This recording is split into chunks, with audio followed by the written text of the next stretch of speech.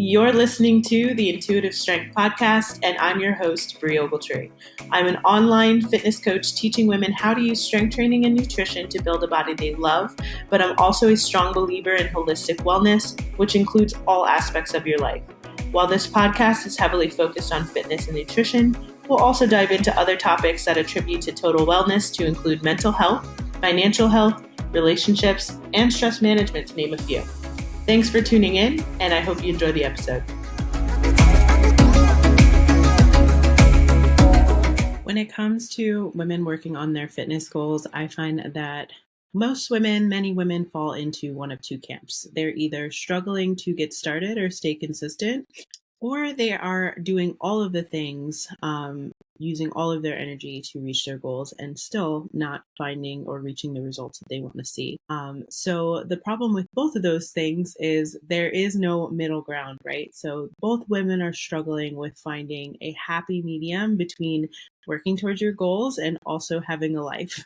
So if that sounds like you, in honor of Women's History Month, I am offering a $1 free trial to my membership Thrive to help you find that middle ground, to help you find the perfect balance between working toward your goals and enjoying your life. So no crazy diets or excessive exercise in this program. You can try out the entire membership for just $1. So you will get access to everything, the workouts, the coaching, the extra content that's inside the Thrive membership to help you start finding that happy medium, that middle ground to help you reach your goals and still enjoy it in the process. So if you're interested in that, you can head to iscoaching.fit/join Thrive and use code WOMEN24 to sign up for your $1 30-day trial today. Hello and welcome back to the show. If you're new here, welcome. Thanks for tuning in. This week, we are going to talk all about what I actually did to transform my body. I'm going to post a before and after photo somewhere over 2010 was really like the adult start to my fitness journey, right? I started lifting weights when I was 14 years old. I started exercising when I was 14 years old. But we're going to talk a little bit about what I did to go from that 2010 body to what I look like today. And hopefully what we go over will help you along in your fitness journey. Maybe there's some things that you're not thinking about or some things that you're doing a little bit differently. And maybe this will kind of help shift what you're doing or shift your perspective. Hopefully it'll help you along in your journey. If you're not already subscribed to the show, definitely make sure that you're subscribed wherever you're listening to or watching this video. I post the podcast version, so just the audio on pretty much any podcasting app you can think of. And then the video version is also available on YouTube and Spotify. So make sure that you are subscribed to those channels so that you don't miss an episode. Okay, so let's get into what I actually did to go from what my body looked like in 2010 to what it looks like now. So that is a span of 14 years. So that photo was taken, I think, after my first year in college, which is significant because I spent all of freshman year virtually not doing any type of exercise or anything like that. I did start exercising when I was 14 years old to play sports in high school and to get this weight. My motivations for exercising were really around that, even in 2010, but even before that. But the whole first year of freshman year, I didn't do virtually anything. I could probably count on one hand how many times I exercised freshman year other than walking to and from class. I spent that year meeting people, meeting my best friends, Nikki and Nipa, partying. I was drinking a lot. The freshman 15 is a real thing. So that is what I looked like at the end of freshman year. So I was uncomfortable in my body, very uncomfortable with how I looked, and I was looking for ways to change my body. But this episode again is all around what I did to go from that to what I look like today. So the first thing that I did was learn how to lift weights. Like I said, my journey began even before college. It began in 8th grade when I was trying to, or I knew I wanted to play sports in high school, but I knew I wasn't in shape enough to do it. It started with that gym membership. So my parents got me a YMCA gym membership, and that's where I started to learn how to exercise.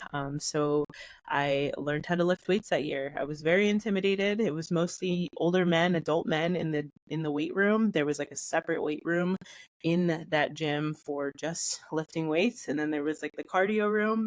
So I at first was just, I wanted to just be in the cardio room. I didn't want to have anything to do with the weights. I was like, I'm just gonna run and do cardio, and that's it. And then I slowly started to go into the weight room and learn how to do different things. My teachers early on were fitness magazines. So I would see fitness magazines in like grocery stores. I didn't really think to look on the internet yet. I think AOL was still a thing. Like it was still like dial up when I was 14 years old. So yeah, I didn't think to like search on the internet for anything. I don't think blogging was super, it may have been huge. I just wasn't aware of it. But yeah, fitness magazines were really my way of starting to learn how to lift weights. And if we flash forward to college, when I started getting back into my fitness journey, I was using exercise videos to learn how to lift weights. So if you're not familiar with P90X, that's a Beachbody program. I started doing P90X that summer, and that was very resistance based. That was resistance based exercise. It was a little bit more circuit training, HIIT style strength training, but that's what I got into to start making some changes and exercising more, and yeah, just getting in better shape. So that transformed into a love for fitness. So as I was going through my own transformation, I realized how much I loved fitness. I realized how much I love lifting weights. And that's when I changed my major in college. So changing my major in college again gave me more resources, more tools to learn exactly, what strength training can do for your body. And it was in 2013 that I joined the military and met one of my battle buddies, one of my colleagues. Her name is Zabala, and she really introduced heavy strength training to me. So before I met her, I was doing more, like I said, HIIT style, circuit training type strength training with like lighter weights, higher reps, things like that, doing P90X and things. And once I met her, I really learned that there's a smarter, better way to go about exercising, and it was with moderate to heavy strength training. I learned that from her. We would work out together all the time. We would do like her heavy lifts. So we would do like bench, deadlift, even Olympic lifting. She really got me into Olympic lifting, so snatch and clean and jerk and things. And once military training ended, so I'm in the reserves, I'm part-time, I came back home, I sought out a CrossFit gym, and CrossFit style workouts have a very strength focused component to them. Yes, they have like the high intensity workouts, but usually you do some type of strength training component at the beginning, and then you finish off with some type of high intensity interval training or conditioning workout at the end. So yeah, it was really Zabala that like introduced me to more moderate to heavy strength training, and I kind of took it from there. So yes, I've been lifting weights since I was 14 years old, but it really wasn't until about 2014 when I met Zabala that I started really focusing on the heavier lifts. So deadlift, bench press, squatting, with the barbell. So barbell training specifically for me, that introduced me to moderate to heavy strength training. And between those years, so I would say like 2015 to 2018 is when I saw like the biggest change in what my body looked like, because I incorporated moderate to heavy strength training. And I just continue to do that up until this day. So I've been able to maintain what my physique looks like because I focused on strength focused, moderate to heavy strength training workouts. That makes up the bulk of what I'm doing in the gym week to week, as consistently as I can. I'm human. I'm just like everybody else. I do slip up. So I've even had a few weeks this year where I took a week off. So I had COVID. I was sick, for example, and then I was traveling. So usually when I'm traveling, it becomes harder to get your workouts in. But over those years, consistently, strength training has been my focus and helping me transform what my body looks like. So that is the first thing that I did. Focus on lifting weights, lifting moderate to heavy, strength-focused workouts was the first thing that really helped transform my body. The second thing that I did to help transform my body was to stop doing so much HIIT and cardio. Now, initially, my body responded really well to doing a lot of cardio and doing a lot of HIIT style training. So I was doing a lot of this in 2010, like through like 2012, 2013. Like that was the bulk of what I was doing. I was lifting weights, but it was in that HIIT style format. And then I was also loading up a lot on tons of cardio. So I would spend hours on the treadmill. I would spend hours, on the elliptical, whatever, doing any type of cardio that I could. Yeah, just doing tons and tons of cardio. And what this did for my body was really stress out my body. So, and I didn't realize what I was doing until after the fact. I was experiencing a lot of brain fog when I did this. I was having panic attacks. I was having pretty consistent panic attacks, and I just didn't know enough to link the two. I thought, oh, I'm in really good shape, right? I look the best I've ever looked, but I'm having like panic attacks, and I can't stay awake, and I can't remember things. So I was really stressing out my body with all of this HIIT and cardio and things.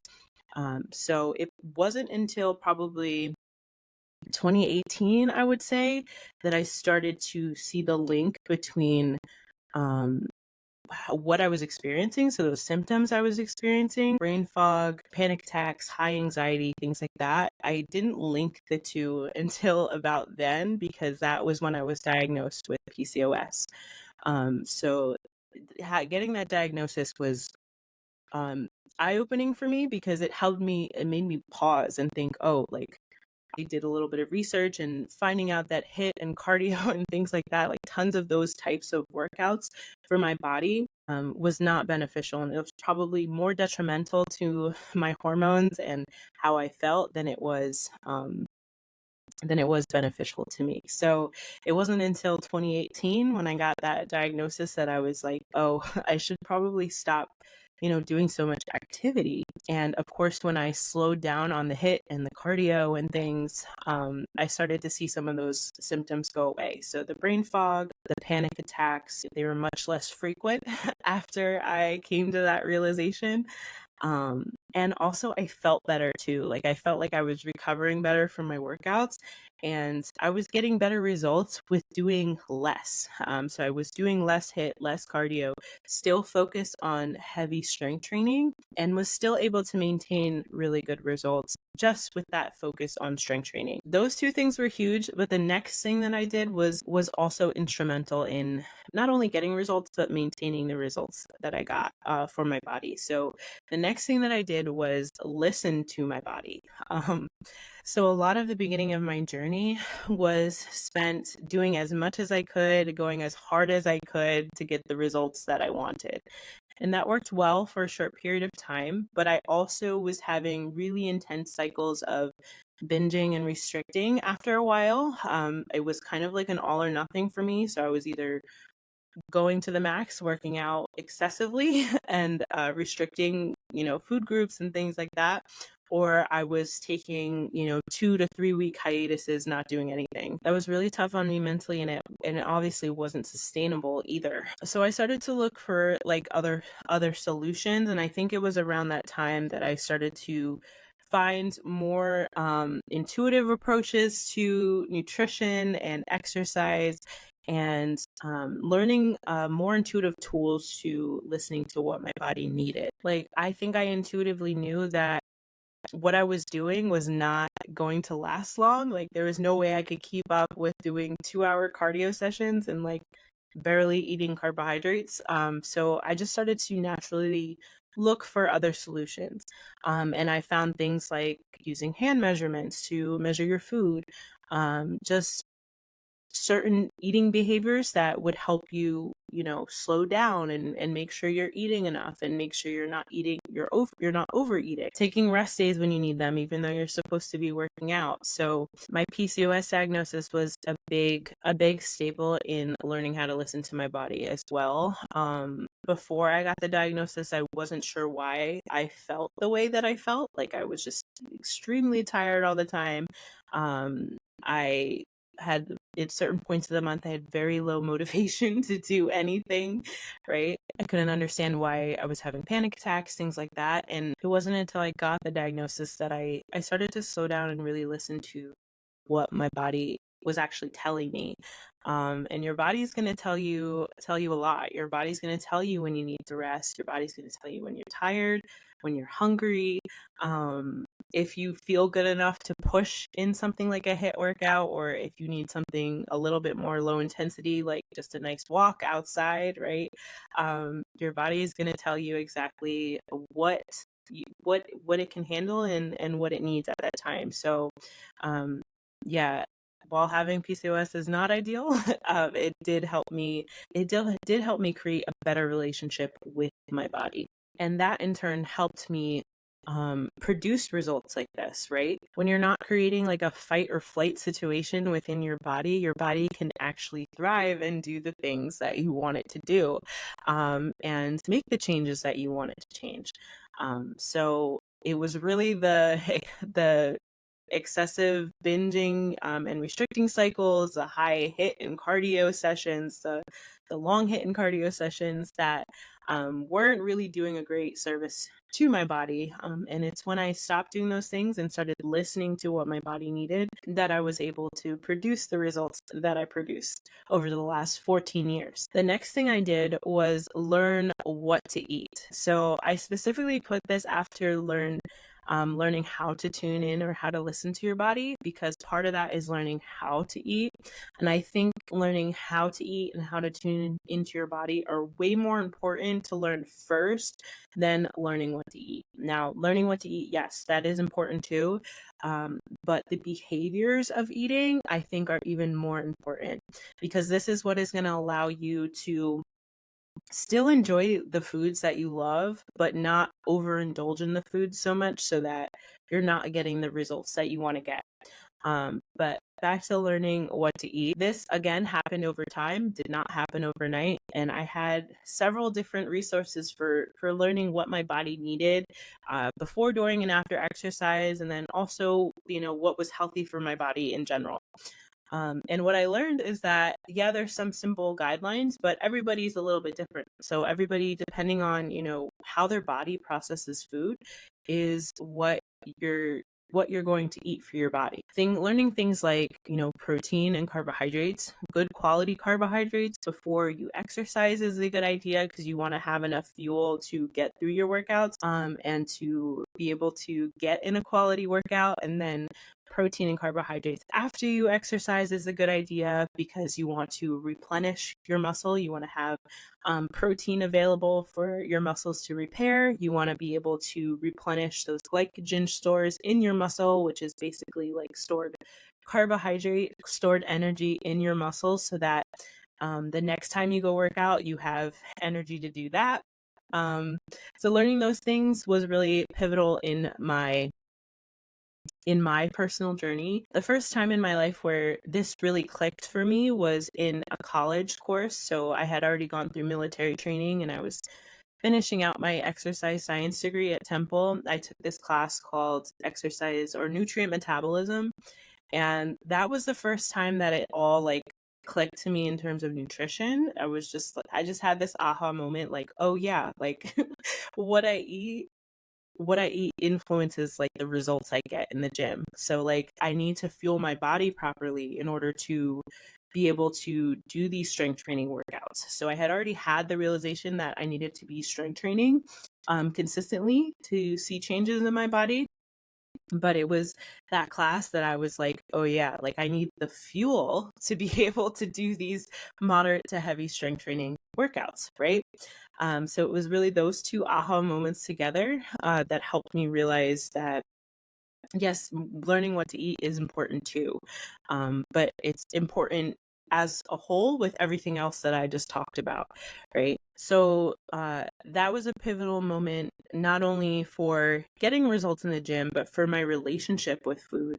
Before that, I was having really intense restricting and binging cycles. And I think it was around this time that that sort of activity started to decrease. It didn't stop overnight, obviously, but it really helped me see nutrition in a different way and helped me start to dive into, okay, what nutrition do I need to be able to get in order to create my strongest body, right? So yeah, that was a huge aha moment for me. Since then, again, still learning different ways. Like that class was really heavy on learning like macronutrients and things. But I've learned over the years ways to get in what my body needs, to get the nutrition my body needs without counting calories or counting macros. Now today, what I use is a very simple approach. I use hand measurements, and I use hunger cues, and I just tune into what my body needs, and some very basic guidelines. Like I eat protein at every meal. If it's a workout day, I'm probably eating more carbohydrates than on a non-workout day. Very simple things that I follow as in terms of what to eat in order to help achieve the goals that I want to achieve and maintain them. And that's made a huge difference in my body transformation. And the last thing that I did in making this transformation from 2010 to now is I improved my relationship with my body over that time. I think improving my relationship with my body really started more with like the physical things that I was actually doing. So as I changed my relationship with exercise and nutrition, so like how I was treating my body physically, like what I was physically doing with my body, and also how I was fueling my body and the nutrition that I was choosing and how I was approaching nutrition kind of helped facilitate an improved relationship with my body. When I first started my journey, I was very at war with my body and the choices I was making, and it never seemed like enough, and it was all or nothing. And I never seemed to be doing enough or doing the right things, and I was always like blaming myself and shaming myself for the choices that I was making. And I think through learning more effective ways to exercise that, didn't cause all these secondary symptoms like brain fog and panic attacks and things like that, lack of sleep, anxiety, and allowing myself to have the fuel that I needed to have in order to feel good, not only in my workouts, but like throughout the day, that helped facilitate an improvement in how I was treating my body, how I was talking to myself. Language is very powerful. So like a lot of what I was saying in 2010 was very different to how I talk to myself now. So 2010, it was just like, why do you look this way? Like, you're so fat. Like, just really, really negative things like that either I was saying about myself to other people or saying out loud or just saying to myself in my head, right? And now that noise, that conversation is very different. So in 2010, if I made, a food choice that I knew wasn't exactly in line with my goals, right? It was a lot of shaming, a lot of, you shouldn't have eaten that. I'll start Monday. You can't stick to a diet. Like, what's wrong with you? You can't do this. You can't do that.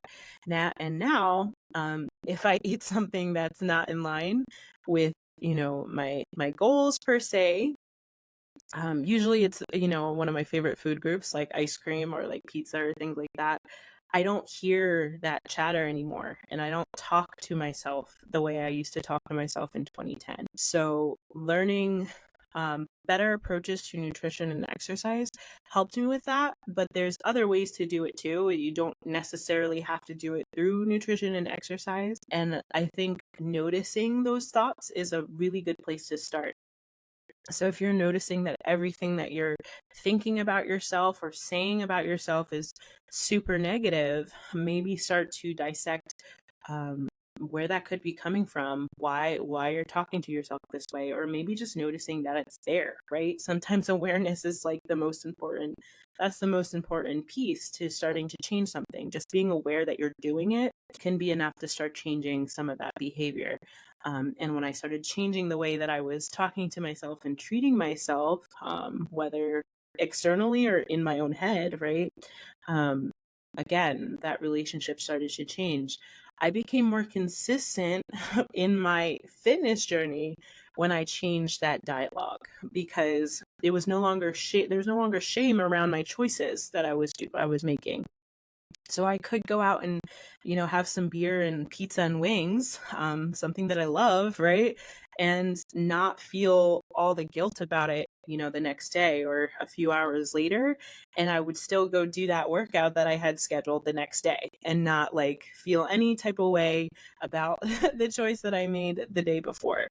And I think this is like the biggest change that I made that probably had like, yes, the nutrition and exercise is important, but I think it had like the most profound difference, or made the most profound difference in my journey, because changing that relationship with my body allowed me to become more consistent in those exercise and nutrition habits, because it was no longer like this shame spiral for days and days and days and days, like, oh, I can't stick to anything, like why even bother. It changed from that to just picking up those same activities or those same habits that were going to help me transform my body. So my rebound rate, because I improved my relationship with my body, was a lot quicker. And that is a huge that was a huge catalyst in helping to change my body. The faster and more consistent you can turn around your thoughts and things about, how you may feel about a choice you made or what your body looks like or things like that, and the more you can get back into the practice of these habits, the more successful you're going to be. And I think, again, improving my relationship with my body allowed me to be more successful in my overall fitness journey. So hopefully that makes sense. If not, let me know. We can continue to talk about this after this episode. You can leave me a message or shoot me an email if you want to have a follow-up conversation about this. But yeah, those are really the 4 or 5 things that I did to transform my body. So maybe you've heard some of these things before. Maybe some of these things would definitely help you if you are looking for a similar transformation, or you're just looking to make some changes when it comes to your fitness journey and health. And maybe you haven't thought of some of these things. So hopefully that is helpful to you in your unique journey. Okay, so that is all I have for today. Well, actually, I'm just going to recap real quick what those 5, I think it's 5 things are. So the first thing is learning to lift moderate to heavy weights. So strength training focused workouts. The second thing is I stopped doing so much HIIT and cardio. So no more super long sessions of cardio or tons of HIIT training to allow my body to recover, to not stress my hormones and my whole body out. The third thing that I did was learn to listen to my body, what it needed, if it needed rest, if it was able to push through a tougher workout, we just needed a low intensity, nice nature walk. The fourth thing that I did was learn what to eat. So what I should be eating before, maybe during and after a workout, what I should be eating on rest days.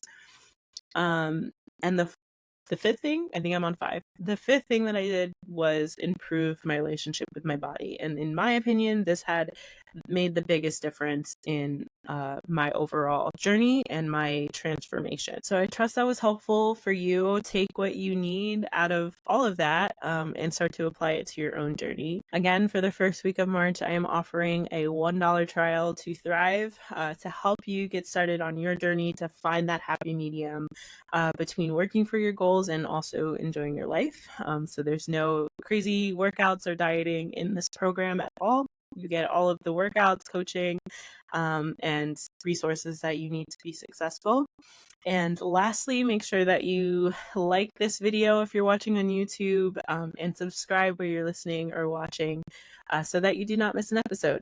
And if you know someone who would benefit from this episode, please be sure to share it with them, and help get the word out about the show.